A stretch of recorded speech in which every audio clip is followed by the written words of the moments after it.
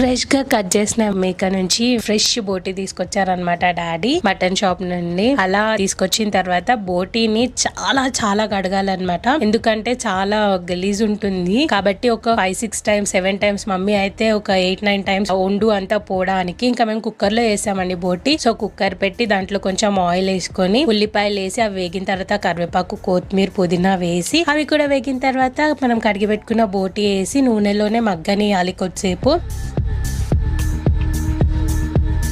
అది మగ్గిన తర్వాత పసుపు, కారం, ఉప్పు వేసి బాగా కలిపి ఒక 5 to 10 మినిట్స్ పెట్టి దాంట్లో కొబ్బరి పొడి, అలాగే కొన్ని వాటర్ అండ్ గరం మసాలా వేసి కుక్కర్ పెట్టేసేయాలి. అండ్ ఇంకొక స్మాల్ థింగ్ ఏంటంటే ఆయిల్ వేసుకునేటప్పుడు జాగ్రత్త, ఆల్రెడీ బోటీలో కొవ్వు ఉంటుంది కాబట్టి ఎక్కువ అయ్యే ఛాన్సెస్ ఉంటాయి కాబట్టి తక్కువ వేసుకోండి. కానీ అన్నంతో సూపర్, కానీ రొట్టెతో అద్భుతంగా ఉంటుంది. ఒకసారి ట్రై చేయండి.